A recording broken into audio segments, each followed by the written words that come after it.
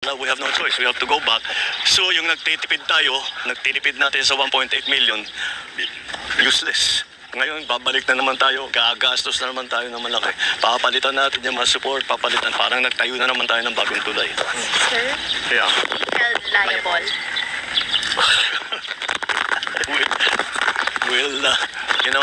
I always have a saying, fix the problem, not the blame.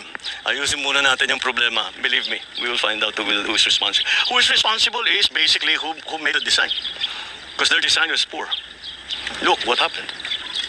And then also, those trucks should never have been on the bridge. So, sino liable ng province? Hindi national to eh. National.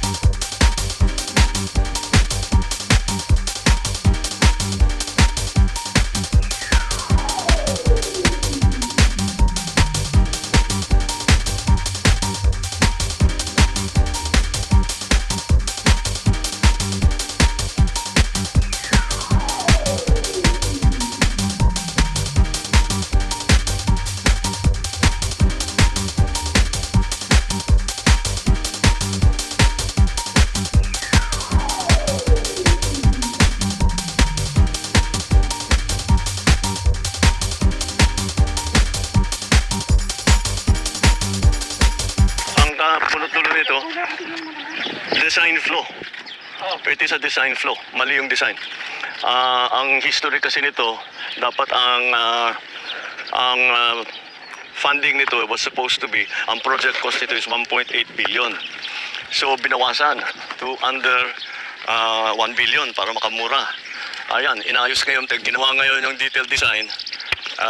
Design is really weak. Dahil kung tutusin ninyo, this is supposed to be a suspension bridge, nakasabit.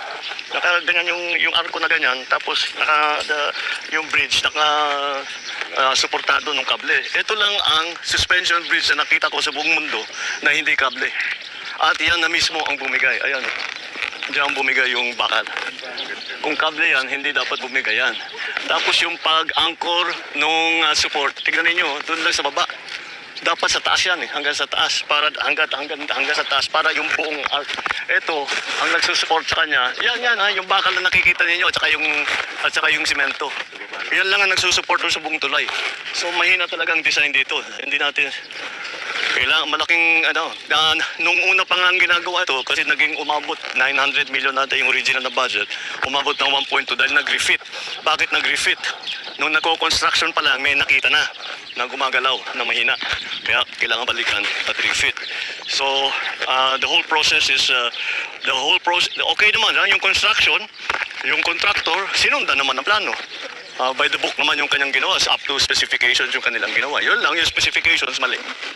So, this is a design problem. Napos, this is a 44-ton bridge. Dapat 44 tons ang acceptable load. Yung dalawang truck na yan, yung naiwan yung isa, over 100 tons yan. Dalawa yan ang dumaan. Kaya, ayan ang nangyari.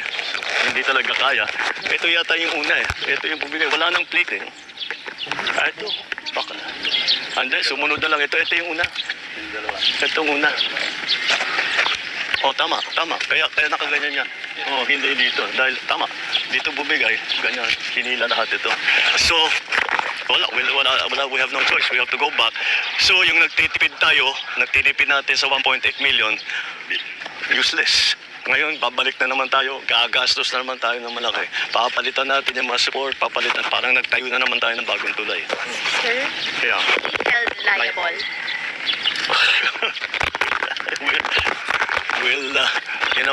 I always have a saying, fix the problem, not the blame.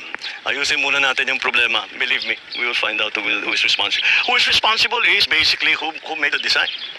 Because their design was poor. Look what happened. And then also, those trucks should never have been on the bridge. So, sino liable ng province? Hindi national to eh. National.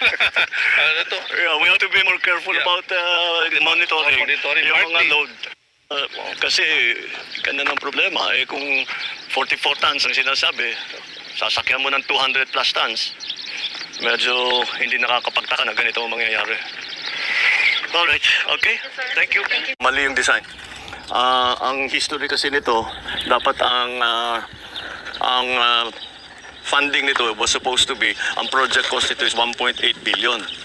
So binawasan to under 1 billion para makamura. Ayan, inayos ngayon, ginawa ngayon yung detailed design. Design is really weak. Dahil kung tutusin ninyo, this is supposed to be a suspension bridge, nakasabit. Ganyan yung arko na ganyan, tapos yung bridge, suportado ng kable. Ito lang ang suspension bridge na nakita ko sa buong mundo na hindi kable. At yan na mismo ang bumigay. Ayan, diyan bumigay yung bakal. Kung kable yan, hindi dapat bumigay yan. Tapos yung pag-anchor nung support, tignan ninyo, doon lang sa baba. Dapat sa taas yan eh, hanggang sa taas, para hanggang sa taas, para yung buong arc. Ito, ang nagsusupport sa kanya, yan ha, yung bakal na nakikita ninyo at saka yung semento. Yan